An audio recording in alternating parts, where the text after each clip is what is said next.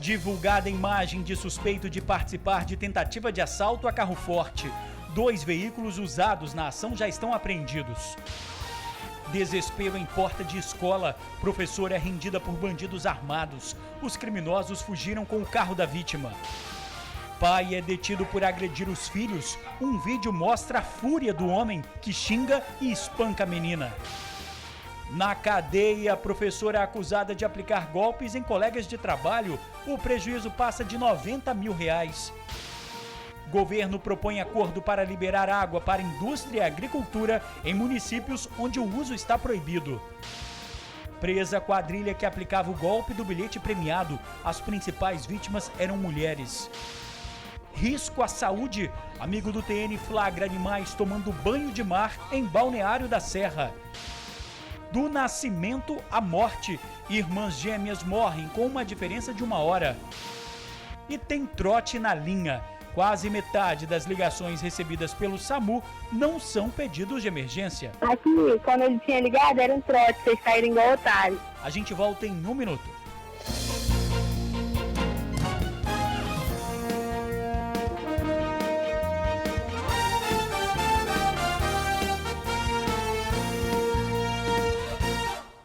Olá, boa noite. Divulgada foto de suspeito de participar de tentativa de roubo a um carro forte no norte do estado. A imagem foi capturada por uma câmera de pedágio.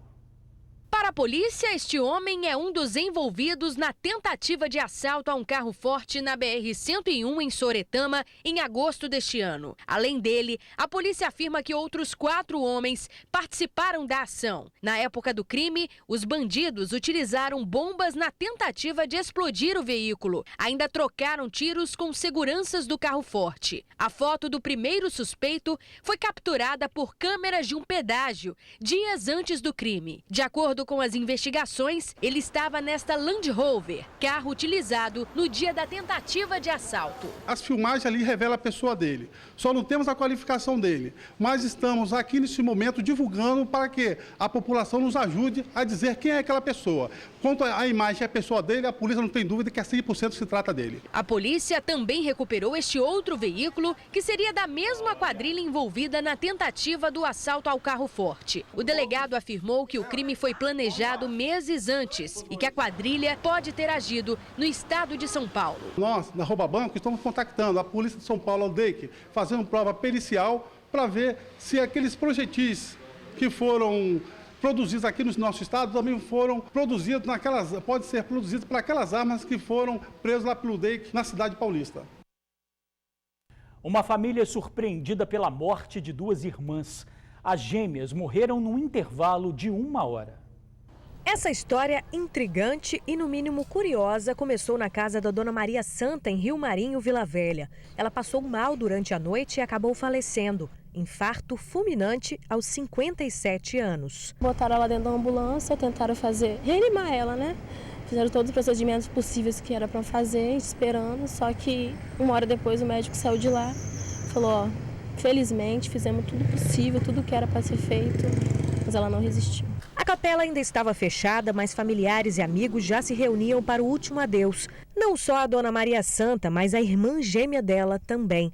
Dona Maria de Fátima morreu pouco tempo depois de receber a notícia do falecimento da irmã. As duas nasceram juntas e também deixar a gente assim juntas, né, partir para outra vida juntas, embora que seja triste, é uma coisa até bonita, né? A ligação entre gêmeos costuma ser muito profunda. Existem até alguns mitos de que um pode sentir a mesma coisa que o outro no mesmo tempo. Nada disso comprovado cientificamente, mas existem algumas hipóteses médicas para explicar o que aconteceu com as duas. Doenças genéticas semelhantes são comuns em gêmeos, mas a causa mais provável para o final desta triste história é de que a emoção da perda tenha sido insuportável. Os gêmeos, normalmente, eles passam grande parte da vida juntos.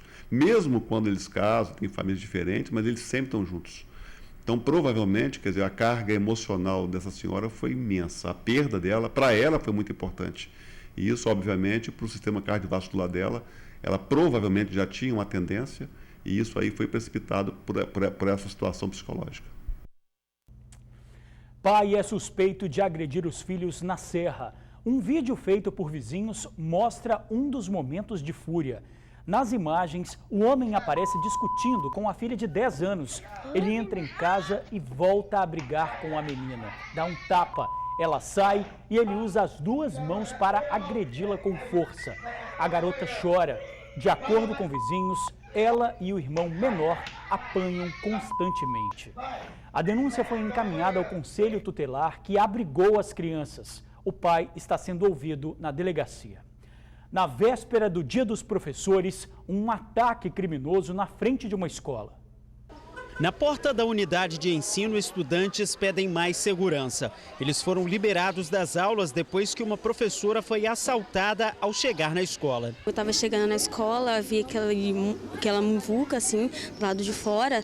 Depois eu fui se aproximando, eles foram falando que tinha acontecido o assalto. Aí depois de um tempo, que a pedagoga falou bem assim que não ia ter mais aula, pelo motivo do assalto. O assalto aconteceu por volta das 7 horas da manhã. Foi em frente à Escola Estadual Mariano Firme de Souza, em Bandeirantes, Cariacica. Esta outra professora também chegava para trabalhar e por pouco não foi vítima dos criminosos. Eu estacionei o meu carro e vim em direção à escola, quando eu me deparei com a cena de dois homens armados. Um deles desceu da moto rapidamente, a moto deles estava escondida entre dois carros. Ele desceu rapidamente, abordou a nossa amiga e levou o carro. Um dos bandidos fugiu de moto, enquanto o outro levou o carro da vítima. Eles foram perseguidos por uma policial em um carro de passeio e também por um pai de aluno, mas conseguiram escapar. Foi o segundo veículo roubado da professora. Nós conversamos com ela, ela está muito abalada, está muito nervosa, muito triste pelo ocorrido e ela se sente mal porque nada foi feito. Os professores relatam que em menos de 6 meses aconteceram 3 assaltos aqui na porta da escola. Todos foram por volta das 7 horas da manhã, justamente no horário de entrada dos estudantes. Os profissionais afirmam que estão assustados e não sabem mais o que fazer. Segundo eles, o policiamento na frente da escola foi reforçado depois do assalto anterior, que aconteceu no mês de agosto, mas o reforço só durou 30 dias. A gente está largado, abandonado, a palavra é essa, abandonado. Desde o segundo incidente, a polícia garantiu segurança aqui na porta da escola por 30 dias, né? Depois que a gente mandou um ofício, mas acabou esse prazo, acabou a segurança. Todo mundo aqui tem família, o que fica é o medo. Bom, a polícia informou que está à disposição da direção. A crise da água. Outros 6 municípios foram proibidos de fazer o uso na agricultura e na indústria, mas o governo propõe um acordo para fazer a liberação em determinados horários. Itaguaçu, Itarana, São Mateus, Pancas, Mantenópolis e São Gabriel da Palha passam a ter permissão para a captação de água somente para o abastecimento humano. Em contraponto, 2 novas resoluções apresentadas hoje pelo governo propõem um acordo para liberar períodos de captação de água dos rios para indústrias e agricultura. O acordo é destinado aos municípios do Espírito Santo com abastecimento de água em situação crítica e permite que as indústrias possam captar água dos rios durante o dia, já os agricultores durante o período noturno. Os atores locais, prefeituras, no âmbito do comitê de bacia, vão redigir um acordo dizendo: AGER, nós aqui vamos respeitar a premissa de garantir o abastecimento prioritário para o consumo humano. Então, a gente garante isso, você nos deixa, por exemplo, irrigar no período noturno, deixa a indústria captar água no período diurno e no âmbito local eles vão fazer a gestão disso. O município que assinar o acordo e não cumprir as regras vai voltar para a lista crítica e terá a captação de água completamente suspensa, exceto para o abastecimento humano. Um dado assustador. Quase metade das ligações diárias recebidas pelo SAMU 192 são trotes. Gente que liga para brincar, xingar ou simplesmente dar cantadas nos atendentes. É do trabalho dos socorristas do SAMU 192 que depende a vida de muita gente. Qual o chamado? É uma pessoa em parada cardíaca, a gente vai lá atender ele. E a agilidade nesse trabalho é imprescindível. Vida é tempo. quanto mais cedo, principalmente em casos graves. São situações críticas, graves. Quanto mais cedo eu chego, eu consigo recuperar a vida desse paciente e, além de recuperar a vida, trazer qualidade àquela vida, ao restante daquela vida. Nesta sala, os pedidos por socorro são filtrados. O médico é colocado na linha com o solicitante e já define qual unidade será encaminhada para a ocorrência. O telefone não para de tocar, mas, acredite ou não, quase a metade dos cerca de 2.500 chamados dia são de crianças, adultos e até idosos passando trote. SAMU 92, para sua segurança, a ligação é gravada. Trote. Criança, trote. Trote. De janeiro a setembro deste ano, o número de trotes aumentou de 13 para 24 mil por mês. É gente reclamando do preço da panela. Uma panela, ela é R$80 mais. Usando o canal de emergência para testar o ouvido do atendente. SAMU 92, para sua segurança, ligação gravada. Tem de tudo. Neste outro áudio, um médico liga para solicitante porque não encontra o local da ocorrência. Qual é o número? Fala pra mim. Desligou o telefone. E o inacreditável. Depois de desligar o telefone, a mulher retorna para o 192 e olha só o que ela diz. Aqui, quando ele tinha ligado, era um trote, vocês saíram igual otário. E no meio de tanto trote, cantada é o que não falta. Você sabe se me dá saidinha comigo hoje à noite? Eu passo lá na sua casa. Tem pessoas que às vezes ligam assim 100 vezes, uma vez, assim, durante um dia. E aí isso acaba aborrecendo um pouco. Uma pessoa que está com uma urgência, ele não consegue ligar para o SAMU 192, que todos os ramais estão ocupados, e isso acarreta em demora no atendimento, que demora na regulação médica, que demora no envio da unidade e demora na unidade de chegar na residência desse paciente. Infelizmente, os trotes não são o único motivo pelo qual inúmeras solicitações de gente que realmente necessita deixaram de ser atendidas. Só em setembro, quase 260 pessoas se recusaram a serem removidas por equipes do SAMU logo após solicitarem atendimento. E os motivos da recusa são sempre os mesmos. Ou porque o paciente não tinha aquilo que ele disse e está se sentindo melhor, ou por problemas legais, por exemplo, acidentes envolvendo veículos, às vezes a pessoa não tem a carteira de habilitação e com medo das partes dos trâmites legais depois, ele pode sofrer algum dano. No ano em que o SAMU 192 completa uma década de serviço prestado à população, não era bem esse o recado a ser deixado, mas ainda é necessário. O SAMU é para atendimento de urgência e emergência e nós precisamos da cooperação dos adultos, das crianças, para que utilizem o 192 para situações de emergência. Olha, gente, trote é crime. A PM tem acompanhado as ligações e pretende punir os envolvidos. Agora o flagrante feito por um amigo do TN. A cena chamou a atenção de quem foi à praia de Carapebus, na Serra, na última segunda-feira. Nas imagens, cavalos aparecem dentro d'água, passeando de um lado para o outro. Veja que um dos donos do animal ainda cavalga.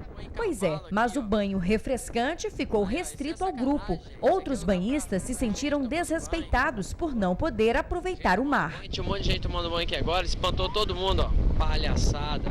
Sem falar que animal na praia é risco para a saúde da população. Mande seu flagrante para o nosso WhatsApp, 998603355. O golpe do bilhete premiado. 2 suspeitos foram presos. Bilhetes premiados? Pois é. Foi com esse papo furado que uma quadrilha de golpistas conseguiu mais de R$20 mil em dinheiro e joias de 7 vítimas diferentes em Vitória. O grupo era formado por 5 pessoas. 2 foram presas nesta terça-feira. A Cássio Leandro de Souza, natural do Paraná, e José Ramos da Silva, do Maranhão. No golpe, José Ramos usava o chapéu e a bengala para se passar por um caipira. Já a Cássio era Doutor Borges. Normalmente abordava, se passava por caipira, deficiente, por analfabeto, abordava a pessoa pedindo ajuda. Posteriormente chegava um segundo comparsa, se demonstrando solícito e interessado na proposta feita pelo suposto Jeca. E aí a terceira, que era a vítima real, acabava caindo no golpe, muitas vezes pedia até mesmo empréstimo no banco. Os golpistas agiam aqui em Jardim Camburi, na Praia do Canto e na Mata da Praia. As vítimas geralmente eram sempre as mesmas, mulheres de 45 anos para cima e com uma boa situação financeira. O golpe acontecia há pelo menos 6 meses. E quando as vítimas desconfiavam que estavam sendo passadas para trás, elas eram ameaçadas. Normalmente eles vinham para cá, estudavam as vítimas e depois de escolhida, eles a abordavam. Algumas vezes, quando a vítima resistia, eles utilizavam a força e passavam, ao invés de estelionato, a extorsão, levando a vítima para dentro dos carros, fazendo ameaça à integridade física delas e de seus familiares, e assim obtendo uma vantagem indevida. Além do Espírito Santo, a quadrilha agia também em São Paulo. A prisão dos golpistas foi numa padaria de Jardim Camburi. A denúncia partiu da própria comunidade. Foram recuperados R$ 10.500 em dinheiro, $500, joias e relógios. Ao serem questionados sobre os crimes, os dois não quiseram falar sobre o assunto. Não tem nada a declarar, não. Eles vão ser indiciados por associação criminosa e extorsão. Se forem condenados, podem pegar até 13 anos de prisão. E a seguir, mais um golpe. Uma professora roubava dados dos colegas para pegar empréstimo. A gente já volta. Golpe no norte do estado. Uma professora roubava dados dos colegas de trabalho para pegar empréstimos. Marinete Santana, de 33 anos, pegava as informações pela internet. Com a documentação, ela fazia empréstimos e cartões de crédito. Só em São Mateus teria dado um prejuízo a 5 colegas de profissão, cerca de R$90 mil. Marinete Santana é pós-graduada e concursada nas redes municipal e estadual e dava aulas de matemática em São Mateus. Ela já foi encaminhada ao presídio. E a gente fica por aqui. Para você, uma boa noite. Até amanhã.